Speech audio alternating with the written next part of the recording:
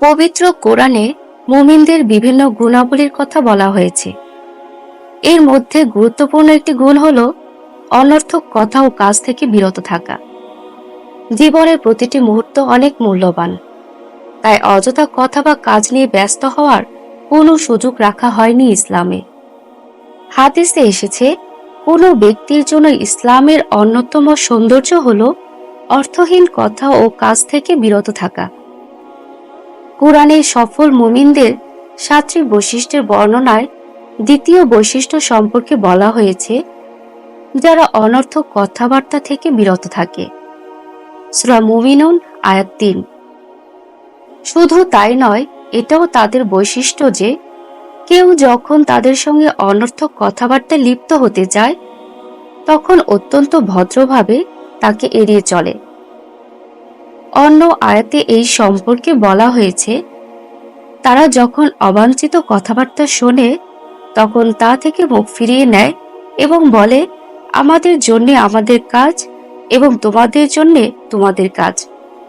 তোমাদের প্রতি সালাম, আমরা অজ্ঞদের সঙ্গে জড়িত হতে চাই না। সূরা কাসাস আয়াত 55। সুতরাং সত্যিকারের মুমিন হতে অনর্থক কথাবার্তা থেকে বেঁচে থাকা একান্ত জরুরি। এছাড়া বেহুদা গল্পগুজব জাহান্নামের শাস্তি ভোগ করারও বড় একটি কারণ।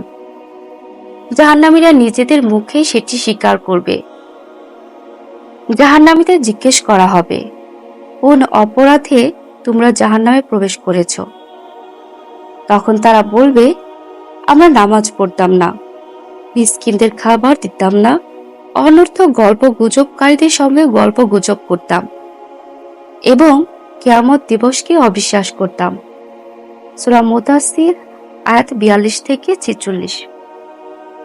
এমনকি জান্নাতীগণ জান্নাতে প্রবেশ করার পরেও দুনিয়াতে আল্লাহর স্মরণ ব্যতীত যে সময় অনর্থক কথা ও কাজে অতিবাহিত করেছিলেন তার জন্য আফসোস করবেন। তাহলে জাহান্নামীদের আফসোস কত বেশি হবে তা তো বলাই বাহুল্য। এই সম্পর্কে হযরত মুআয ইবনে জাবাল রাদিয়াল্লাহু তাআলা আনহু হতে বর্ণিত হাদিসে রাসূলুল্লাহ সাল্লাল্লাহু আলাইহি সাল্লাম বলেছেন, জান্নাতীদের জান্নাতে যাওয়ার পর দুনিয়ার কোনো জিনিসের জন্য আফসোস থাকবে না, শুধু ওই সময়ের জন্য আফসোস হবে যা আল্লাহর স্মরণ ব্যতীত অনর্থক কথা বা কাজে অতিবাহিত হয়েছে। পক্ষান্তরে অনর্থক কথাবার্তা হতে বিরত হয়ে নীরব থাকার বিরাট ফজিলত বর্ণিত হয়েছে হাদিসে।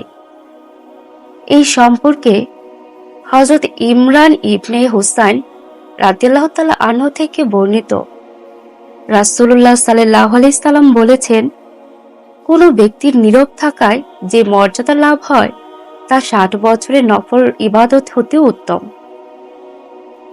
মানুষকে আনন্দ দেওয়ার উদ্দেশ্যেও অনর্থক কথা বলার অনুমতি নেই। পবিত্র কোরআনে ইরশাদ হয়েছে, আর মানুষের মধ্য থেকে কেউ না জেনে আল্লাহর পথ থেকে মানুষকে বিভ্রান্ত করার জন্য বেহুদা কথা খরিদ করে, আর তারা সেগুলোকে হাসি ঠাট্টা হিসেবে গ্রহণ করে, তাদের জন্য রয়েছে লাঞ্ছনাকর শাস্তি। সূরা লুকমান আয়াত 6। আল্লাহ তাআলা বলেন, অতএব আপনি তাদেরকে ছেড়ে দিন, তারা অনর্থক কথাবার্তা ও খেলতামাশায় লিপ্ত থাকুক সেই দিনের সম্মুখীন হওয়া পর্যন্ত, যে দিনের ওয়াদা তাদের সঙ্গে করা হয়েছে। সেদিন তারা কবর থেকে দ্রুত বেগে বের হবে, যেন তারা কোনো এক লক্ষ্যস্থলের দিকে ছুটে যাচ্ছে। তাদের দৃষ্টি থাকবে নিচু, সেদিন তারা চরমভাবে অপমানিত হবে। এটাই সেদিন যার ওয়াদা তাদেরকে দেয়া হতো। সূরা মারিজ আয়াত 42 থেকে 44। হযরত আবু হুরায়রা রাদিয়াল্লাহু তাআলা আনহু রাসূলুল্লাহ সাল্লাল্লাহু আলাইহি সাল্লামকে বলতে শুনেছেন, নিশ্চয়ই বান্দা পরিণাম চিন্তা না করেই এমন কথা বলে যে কথার কারণে সে ঢুকে যাবে জাহান্নামের এমন গভীরে যার দূরত্ব পূর্ব পশ্চিমের দূরত্বের চেয়েও বেশি। সুতরাং আমাদের উচিত অনর্থক কথাবার্তা ও কাজ থেকে নিজেদেরকে বিরত রাখা। মহান আল্লাহ তাআলা আমাদের সকলকে ক্ষমা করুন। আমিন।